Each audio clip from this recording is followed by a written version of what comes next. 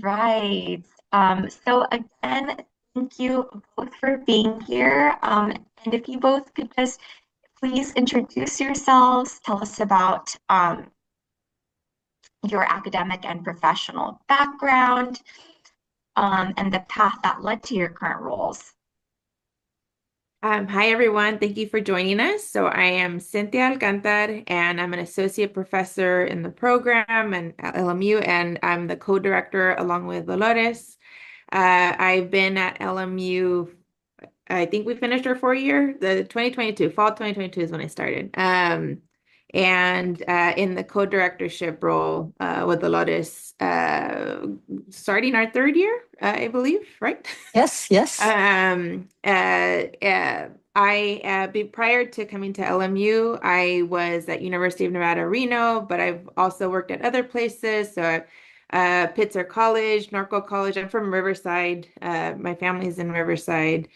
Extended or originally from Mexico. And where have I been as well? NYU. I did my degree at UCLA.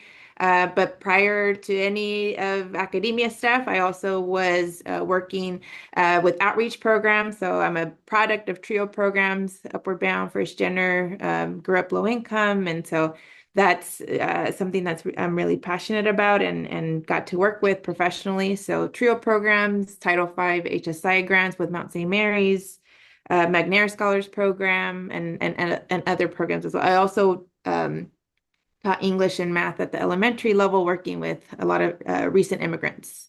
And what else? I think I covered mostly everything. I also did a lot of different odd jobs that we could always, as we get to know each other better, I could share more. But I'll turn it over to Dolores.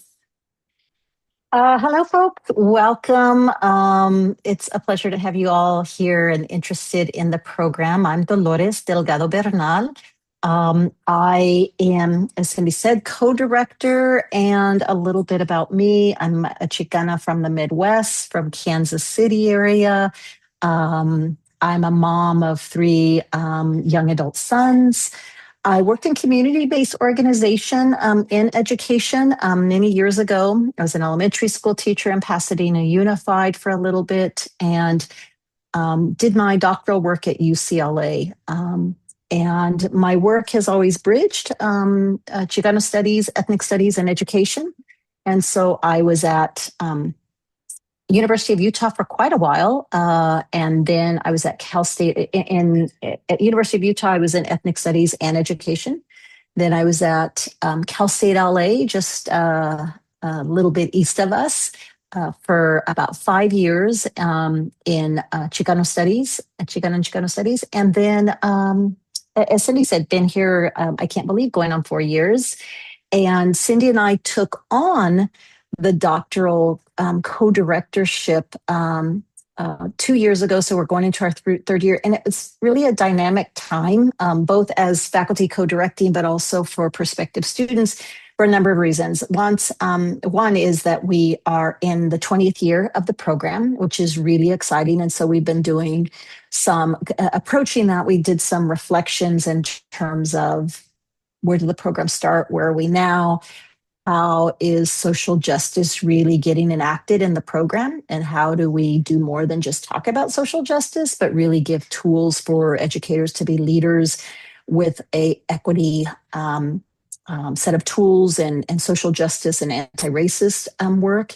And so that's been really exciting as we've with faculty, done tweaks to the program, making goals to change things. So it used to be that we just had a scholarship that was everyone merit-based, same amount. And we actually asked applicants to fill out the FAFSA so that we can also do needs-based scholarship. And so that's an important tweak to the program to kind of walk the talk of social justice. And that's something that's been really important for me. I'm also a former first-gen college student. On one side of my family, first-gen high school graduate. And so those things are really, really important to how we work with the program. The other piece that's very exciting time is, I would say, in the last 5 years or so, a new cohort of faculty have come in, and these are just amazing colleagues, amazing scholars, and brilliant mentors and femtors who do deep social justice work. And so Leticia mentioned when she was talking that there's going to be another info session. Meet some of the faculty, but Dr. Will Perez, Dr. Joaquin Noguera, Kenzo Song, Kiyo Yamashiro. I mean, these are just some of the folks who've come in the last few years, and I really feel it has solidified our program in terms of, again, walking the talk. So I'll stop there for now. Thank you. And then can you both share your primary research interests and areas of expertise, a little bit also about your current or most significant research? So my area is it straddles K-12, but it's mostly around college access. So my deeper areas in higher ed. So I do college access work. As I mentioned, I benefited from college outreach programs and mentors, educators. I also was a athlete and also got a lot of support from my coaches and so forth to get to college. And so that became something that was really personal and something I wanted to pursue in terms of research interests. And so I not only worked through with college outreach programs professionally, but I got to experience it through research and got to learn from a lot of great educators who are doing great work with first gen and low income communities and communities of color. But more recently, and then I also do work within like higher ed, like looking at the different structures and the way that they support minoritized students. So a lot of my more recent work focuses on minority serving institutions, Hispanic serving institutions, ANAPISIs, which are Asian American Pacific Islander serving institutions, long name, but Asian and Pacific Islander serving institutions for short, which means I also majority of those designated institutions happen to be community colleges because that's where a lot of us start. And so work around community colleges and so forth. And I still am doing college access stuff. So looking how geography and access to colleges, like geographic location to colleges, impact how students engage with colleges and how educators support those communities. And so that's one of the things that I'm currently working on. And trying to expand some of that work with working right now, trying to expand some of the work working with specifically with particular districts and the way that they might be working with other higher education institutions in the way that they support students. So that's what I'm currently working on. I just finished one of my grants where I'm working with a cluster. I'm looking at a cluster of higher education institutions that are in a particular geographic location to see how they support the civic development or community engaged work for youth and like or young adults, and the way that educators support that within those higher education structures. So it's 2 community colleges and 2 public four-year colleges, and looking to see like the programs, the way they may be promoting it, even like I even do like ethnographic work in terms of walking on college campuses, and like when you're walking on campuses, what do you see? Do you see yourself there? What kind of things are they promoting? Are they promoting leaders in the community and stuff like that? So that's kind of a brief overview of what I do. Dolores? Yeah, sure. So a couple of different areas. One area of my research is looking at the educational pipeline, particularly looking at school university community partnerships. So one of my bigger projects was a longitudinal over a decade study that I did working with elementary. Actually, it was a K-16 project of working with elementary school, middle school, and the college freshman students of color who were mentoring in a immigrant community, and how that created persistence for the college students of color, but it also created mentors and femtors for elementary school students. This was in a community that was mostly immigrant, Latinx community, and also worked with teachers and parents. So over a 10-year period, I worked with PhD students who were studying different elements of that. and not studying to do research, but to create real relationships, to create real change in a community. So somebody was working with immigrant moms and did work around that. Somebody was working with, it was a dual immersion. So they were working with the bilingual dual immersion teachers. Some were looking at the college students and what their experiences were. And so really a very holistic look at partnership work in a K-16 model. A completely separate, well, maybe it's not separate because the framework that I worked with and with my colleagues on that was very asset based, very grounded in communities of color. And so this other area that I do is work around methodologies, particularly Chicana Latina feminista methodologies. So looking at things like testimonials as a methodology. I look at what's called pláticas or informal conversations as opposed to semi-structured interviews and what that means to be culturally grounded in the communities we're in.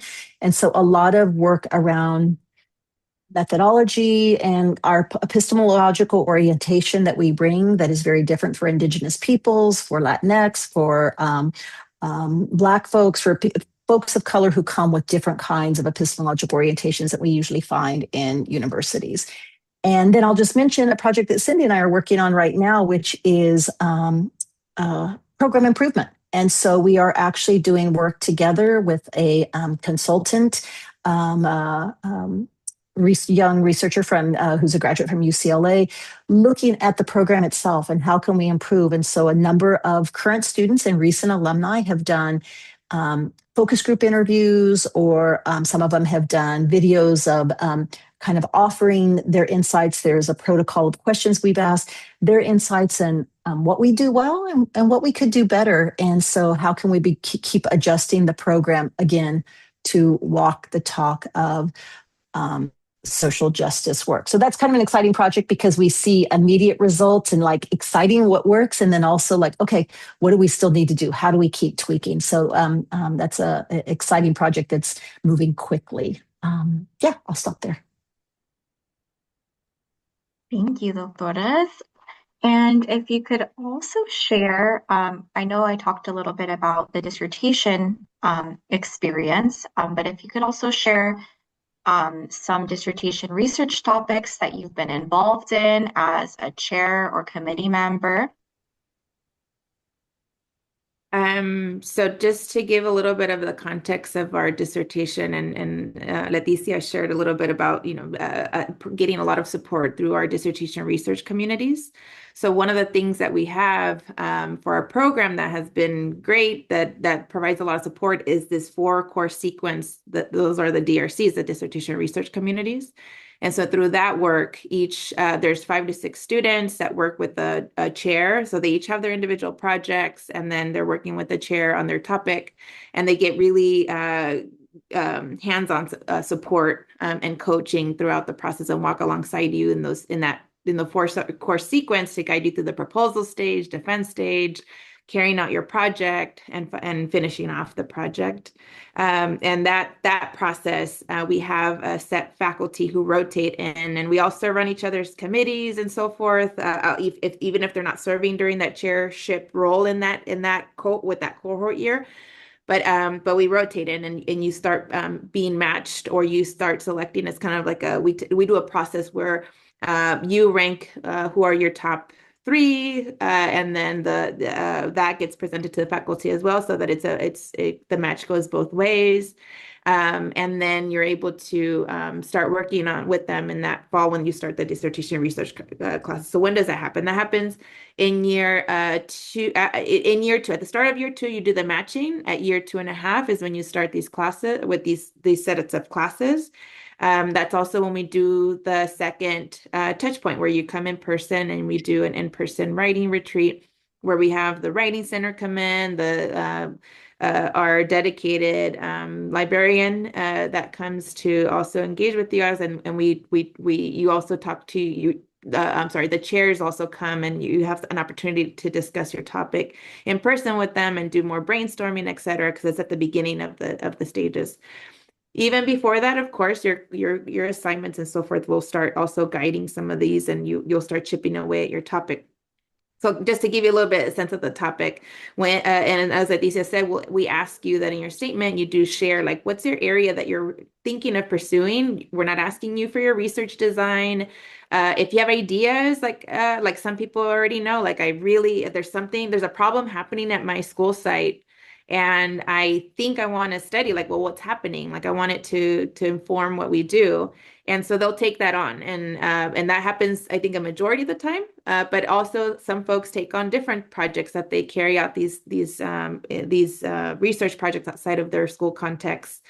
And so you start kind of getting oriented or like jumping into what would you study? And it doesn't mean that people don't change. Like sometimes that's part of the learning process is that you'll be engaging in certain assignments and you realize this doesn't really like it doesn't speak to my heart anymore. Like this is what I do, but it's not what I want to do long term. I don't want necessarily this be like my expertise, areas of expertise that people call on me in terms of research. And so, but once you get to the year two, you definitely want to start narrowing where you're headed so that then by the time you start in the fall, like more hands-on, then you're ready to go. Some of the areas. So we have all kinds of different topics, and you actually could get access to. When I turn it over to Dolores, I'll get the website for you. But we have all our dissertations are published on ProQuest, but our library does a great job to also making them open access. So you could see any of the publications that have been published ever in our program. And so you could see the different topics. You could even search. You could even look up like who have been the chairs, who have served on committees, just to give you a sense of like who has guided those different topics, those different works that have came through our program. We have folks that do work with community colleges. We have folks in the K-12 sector. Somebody asked where would I stand if like I'm in the older youth age group, and really you could cover that topic in both areas, right? Whether it's higher ed or K-12, depending, but you definitely fall under this larger umbrella of that pathway. But you have those people, you have folks I've done work with uh, uh, youth who have formerly incarcerated parents. You have folks who do work who are pursuing research topics around veterans and how how higher education have supported veterans and families. You have topics around early literacy, policy implementation, like how has it played out in certain colleges. That's in terms of higher ed. We also have folks who do more case study approaches of like maybe there's a particular thing that's happening within a program. For example, one of the students I have right now, he has a leadership program at his high school that he helped form in collaboration with students. And so they've done a lot of action research on campus and so forth. So he wanted to historicize it and understand it and also figure out how to improve it and give recommendations to his administrators to sustain the program. And so he's carrying out this project, doing focus groups with different alum. It's on the fifth year, so he's doing focus groups with each of the years and doing oral histories with the first founding student who first approached him, like, "Hey, there's a problem here, and like I want there to be a student voice in this." I have another student who actually is doing something a little bit different. So he's doing autoethnographic testimonio on his own, like understanding wealth building amongst Latinos. As somebody who was formerly in finance and then went into higher ed, like he wanted to see like what were some of the different factors that influence his own decision making, and like also provide recommendations as like folks are getting to college and going into their careers, like how can we be strategic around wealth building and supporting our families at the same time. So that's to give you a sense of like some of the topics, but I'll turn over to Dolores who could share more about that too.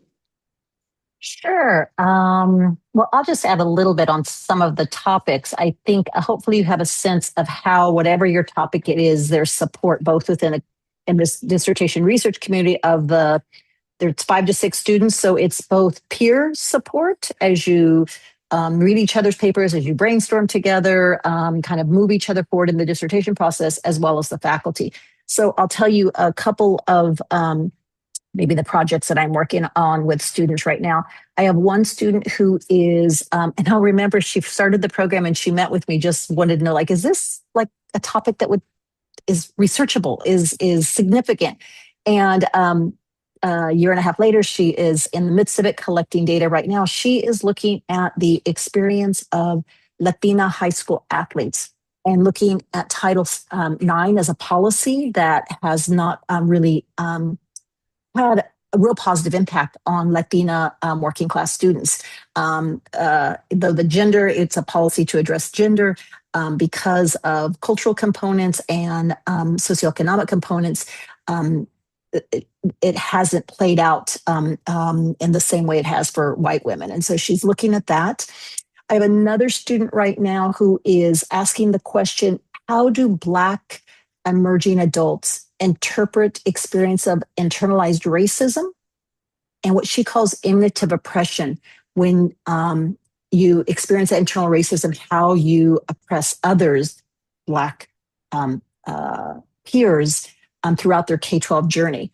But she's also looking, she didn't want to get stuck in what becomes focusing on the negative, particularly with young Black folks. So she's also asking the question, under what conditions and in which environments have Black emerging adults felt most free from internalized racism and imitative oppression? So what are those conditions? She's using the idea of Black joy to look at when are you free from those.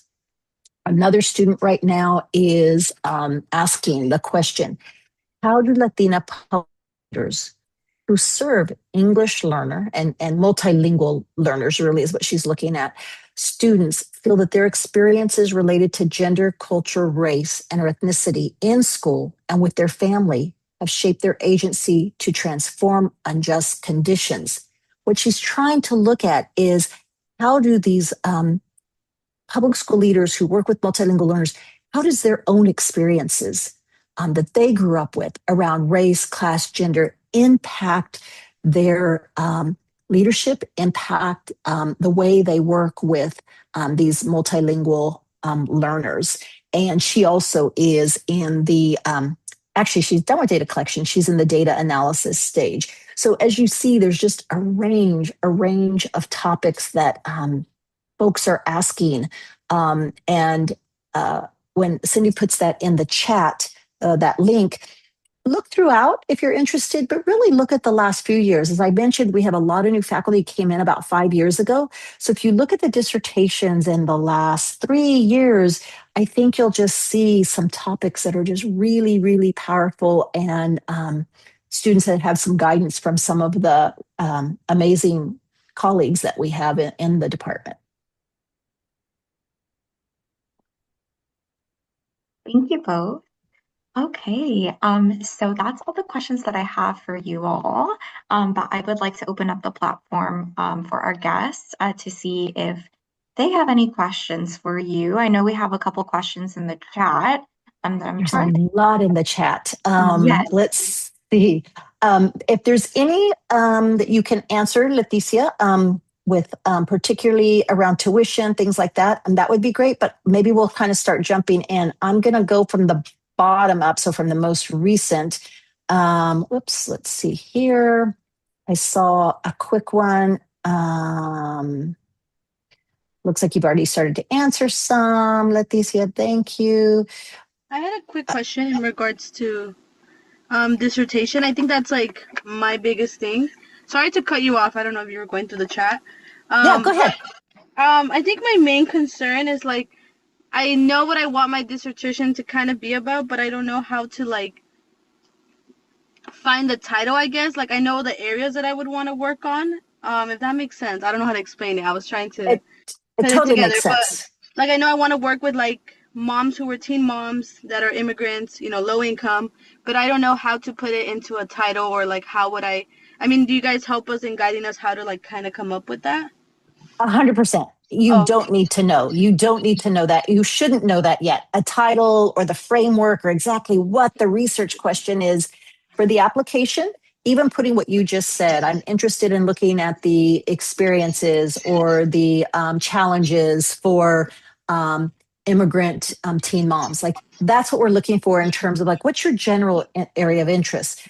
In terms of how you're going to approach it, what type of methodologies, what kind of frameworks are going to help you answer the questions, what are the actual questions, the actual title, all that will come in like year 1.5 to 2.5.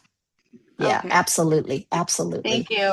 Sorry, I just Mhm. wanted to say it was awesome seeing that you guys all come from that background. I just feel like I've done so many of these info sessions, and I feel like all of them are just kind of like they read off of it, but nobody truly talks about what they're doing and their own personal, like, their why. And I just feel like I just love the way you guys all talked about it, and you can tell you guys do it with so much love. But thank you. Yeah. Thank you, Brittany. Yeah. Thanks, Brittany. I see a question with the current government and legislation resulting in so much erasure of DEI, related programs, and funding. How has the program or alumni been affected and how? I can only honestly say right now, the program has not been affected. That's not to say that things around the university aren't kind of, I'm trying to stay under the radar of the current administration, but the university is really leaning into religious freedom and the Jesuit mission. Jesuit mission is grounded in social justice. So that is what this university is about. In terms of the program, Cindy and I have not received anything that says we need to change content, we need to change the names of courses, anything like that. And so as of right now, we're moving forward. Um, um, Hopefully that doesn't change. We all know things get crazier every single day, but right now we're really happy to say that we have received no messages, no pressure to change. And in fact, as I mentioned, the research we're doing is how do we better walk the talk as opposed to pulling back. So yeah. Yeah, and as much as possible, we're trying to keep up and making sure that we're responding to things as they come up too, seeing how things may, because it becomes a scary grounds. And you're also asking how alumni or others, aside from the program, I mean, it doesn't mean that our students are themselves aren't being impacted in their own institutions. And so walking with them as they navigate those spaces has also been part of kind of like, no, not our program directly, but yes, in the sense that, they're coming in with those challenges to class. And so all of our faculty have been really supportive in like giving space to that. Being able to talk with your colleagues helps, right? Because these are all social justice warriors, we like to call them. And so it's like a community. So for some folks who may be in areas and spaces that where they don't feel like they have a community, they find the program being a good community to talk those things out and voice like whatever frustrations they may be going through. And of course, aside from the DI related impact of things, the other things that are happening in the federal government are definitely impacting the communities that our students are serving. And so we have had that where ICE is on their campus or folks being impacted by DACA right now and the delays that are happening and stuff like that. Things that we have students who oversee programs for LGBTQ, trans students, and all the things that are the tax for those communities. So like indirectly, we are impacted in that way, and in the classroom when they're bringing like their space for conversation, folks are pursuing topics that will help. That I think it has them thinking what else they could do, and so they're using that as an opportunity to push. So. I'm going to answer one more question in the chat, and then I see a hand up. The classes are Tuesdays and Thursdays, 5 to 7. There's not a lot of flexibility with that right now. It's for the full 3 years, Tuesdays and Thursdays, 5 to 7. Now, that's sometimes synchronous, sometimes asynchronous, but it is extremely important to be present when there are classes, when you're meeting on Zoom.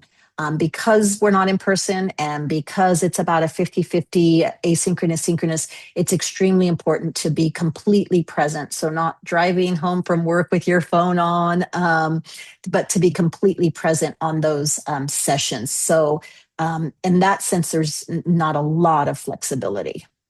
And keep in mind that it's really that's when you should just kind of like know even our programmatic stuff, like when we do workshops or like advising sessions with students, we try to do it on those times just so people just automatically kind of trying to block out as much as possible those dates and those times. But do know that like your schedule might look different in your last year because that's your dissertating year. And so Tuesday, Thursday, you have your full time, two classes every term for the first 2 years. And then your third year, so the 2.5 years when you start the dissertating class, but you have a full load. You have 6 units that you're enrolled in. And then the third year, that first term of the first year, you're enrolled in 6 units. You are enrolled in like a professional development kind of type of course, but that one you could be submitting things from the start of the program. That's something that it's a 2 unit course. But you're only like there's no content class other than your dissertation class. So your third year is really focused on your dissertation. And depending on the group that you're working with, like you all might decide, we've seen where faculty are like, for example, I have my dissertating class, we meet on Tuesdays, but there's another group that they preferred as a group collectively decided to meet on Fridays. And so their third year looks a little bit different and intense in different ways. Your first year, your first 2 years, content classes, 2 classes a term. Expect a lot of writing, a lot of reading, and like expecting the classes, figuring out when at the beginning of the term, faculty will give you the syllabus, have them blocked out, just so you know. But then you could start releasing some of your dates once you know exactly when the faculty are going to have the synchronous or asynchronous classes. And then, like I said, the third year, time-wise, it frees up in the sense of like there's a class for dissertation, but there's no second class. But now that time that you would have had, it's all devoted to dissertating. So like it's intense, but in a different way intense because it's all about your dissertation, data collection, writing, etc. Um, I'm going to go to the hand up, and I apologize in advance. I'm going to mispronounce the name, Baileco. It's Bileco. Thank you. Um, Bileco. so I do have a question about the dissertation. I understand, I have like my dissertation idea, and I understand I need to get qualitative research and write. What if you want to create a product?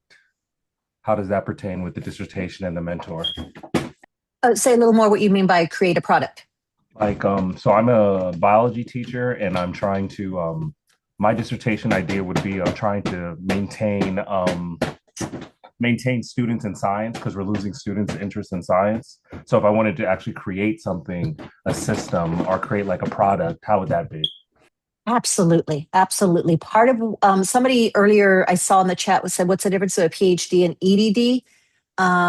One of the difference is that really EDDs are geared towards a problem of practice. The problem you just identified is we're losing kids in STEM. I would say particularly kids of color. And what do we do in practice for that? So coming up with a project, a curriculum, something that is a professional development, those are absolutely EDD types of research. They're real life problems and real life solutions, which is in this case, as you're calling it, a project. Absolutely. And you're currently doing part of that work as a teacher in bio. So I imagine you have ideas and you might have started something like, so some of our students come with like already ideas that really they have started already, right? And so perhaps in your classes, it's an opportunity to start tackling away at some of those things. If it's already an active like we had a student, for example, that she was trying to create a professional learning community on her campus and have them engage more critically around their like HSI status. And so she had already created that professional learning community before starting, but she wanted to really carry it forward. And so through the classes, she was able to collect some data along the way, like help inform what they were doing. When she got to the dissertation year, now she's interviewing who engaged in it. So there's different ways that you could think of your project. Like you don't, what I'm trying, so it's either like you're gonna use this opportunity to develop it and carry out a project that you study, Or we have a student of ours, for example, that he wants to create a nonprofit for students with different learning abilities. And so he's intending to use his dissertation to really understand, like, what is it that it would take for me to create this structure, this nonprofit. And so he's going to be using the dissertation as an approach to like interview different people in kind of those areas of research, or those practitioners, educators, et cetera, to build what he's going to be doing. So it depends where you're at in your timeline in terms of what you're intending to create. But it's definitely a possibility. And you would work with. You could be working with the different faculty, pick their brain. All our faculty are super open, they're super student oriented, and they would be more than happy to like, you could pick their brain and like they could give you suggestions. And then once you get to the dissertation stage, then your dissertation chair could help guide you. And we're always talking to students about like, what do you intend to do with this? And so we have folks that are like, well, really, I'm trying to. I see a problem in my school. Like I've mentioned some of those things that they come with. Others are like, I want to, I want what I do already, my expertise, to become a brand. Like I want to be hired and like consult and stuff like that. And so it's important to have those conversations and early on too. So the more you talk to us, then we can start connecting you or like add on to whatever your scholarly uh, things that you're going to have to do. Like we could pair you up with different other folks that are part of our networks, or we'll start telling you like, oh, so and so has done this, like you should talk to that person, or etc. Yeah. Thank you. I'm going to answer a question in the chat, which is how manageable is the program working full time? In my opinion, it says, in your opinion, absolutely. I think I might be wrong if I say 100% of our students work full time. I don't know of any off the top of my head right now that are working part time. Maybe we have that now and then, but it's full time folks that are working full time, either in K-12, public or Catholic schools, charter schools, in higher ed as directors of a Dreamer Research Center, the LGBTQ Center, or in admissions. And then we always have just a few that are either in community-based organization or working in, say, city government, some form of government that's but focused on education. The program is a cohort model, though. I saw another question asking about can you take it slower? It is 2 courses a semester because to take one course you can't follow a sequence with the cohort. It's not that you could take the other course the next semester because it's not going to be offered the next semester. So it is built for professionals who are working full time, but also going full time. So as Dr. Alcantar mentioned, for the first year and a half, it's 2 years, excuse me, it's 2 courses per semester, and then 1 in summer session 1 and 1 in summer session 2. So it does involve the summers too, which means for the years of the program, there's not too much of a break for vacation and stuff. And I'll add to that, there is instances where life happens where like this is kind of a stage where life is happening, whether you have older parents that you have to take care of, or like little ones, you're a new parent, whatever it may be. We do have structures in place where you could take a leave of absence for up to 2 years, or like sometimes folks are transitioning to um, roles that might be a heavier lift or a bigger hill to climb in terms of the learning curve. And so they may take some time. So there is that kind of wiggle room, but because we're a cohort program, you literally have to wait a year till you could come back. There is no part-time opportunity. And I see a hand up with Jania. And again, apologies if I'm pronouncing wrong. Hi, yes, it's Jania. I put my question in the chat, but I think there's just so many coming through, so I was just like, I'll probably just read it out. So a lot of my professional experience with education has related to teens. And so a lot of what I want to do is kind of centered around that. And so specifically, I'm interested, sorry, I'm outside of my work. I'm interested in how like BIPOC teens who have experienced displacement due to natural disasters, specifically things like the LA fire, Hurricane Katrina, how are they supported psychologically as they make that transition from high school to college? So I'm wondering, like, on my application where it asks, are you interested in doing the PK-12 or the higher education route? I'm kind of like, I don't know which one to pick. And I know there's like subtle differences between them. So I just wanted to ask about that. I would say because you're thinking about that transition from high school to college, do like click just higher ed, just so that I think because you're thinking about the transition in, um, and yeah, that's what I would say. That would be great. I mean, folks have been studying natural disasters I got to work with the National Education Association in Washington, D.C. under what happened to Katrina and the South and the displacement of kids and where they moved, where they got pushed to in different areas. Yes, But that'd be that's a huge part of my inspiration because I was ah, one of those kids. ah So Mm. yeah. yeah, So that's yeah, we something got that to I've been thinking about. yes. Oh man, so important. And yeah, but yes, I would pick that. To answer your direct question, yes, I would do the higher ed because you're thinking about the transition in that space. And just so folks know, if you also bridge those areas, the courses are the same. We like to kind of get a sense where folks are, and what we do is we make sure all courses have examples, readings in both K-12 and higher ed. But as you're moving through the program, you are able to kind of tailor your papers or your projects more to the area that you're in. So, and that could also be Catholic versus charter versus public, or even in community. So you tailor it with the kinds of papers and projects you do. The courses are the same though, whether you're higher ed or K-12. Angelica.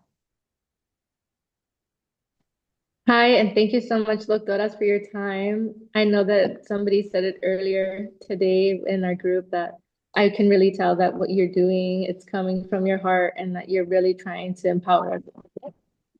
I dropped you, but thank you for that. Just kidding. But my question is in regards to what I'm thinking my main focus would be if I were to pursue this doctorate. It would be in arts in mariachi. And Ooh. yeah, I want to really see how in this year alone we started a mariachi club, and the students, especially with this difficult time that we're experiencing, collectively shared with me how impactful this mariachi club was for them and how it made them feel like they had a space where they could embrace their culture and be themselves. So I just don't know how well I could effectively show proof of that.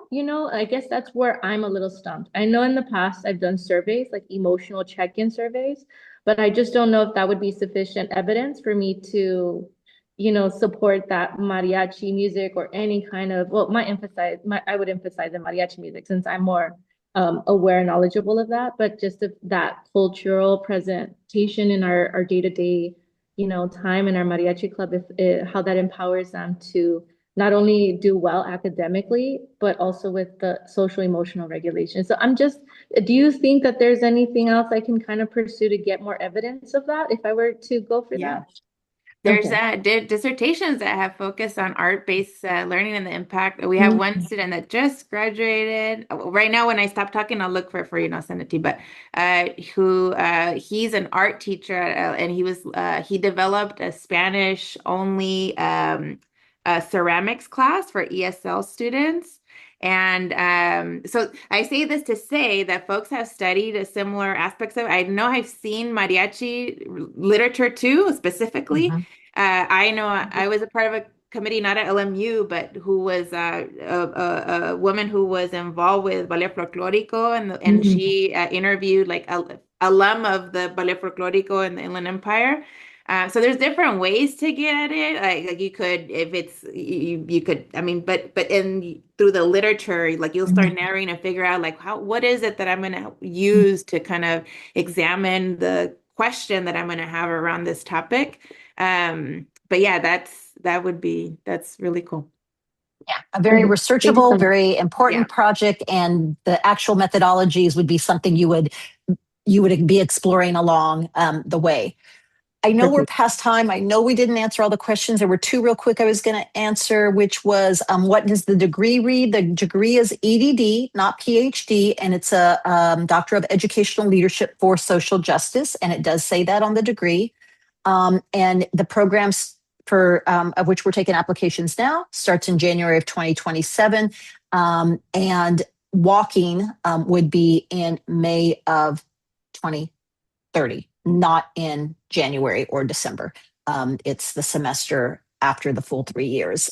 Some students take that last semester. You don't have to pay to finish edits and things. If you've defended your dissertation by December of your third year, then you can take the next semester to finish up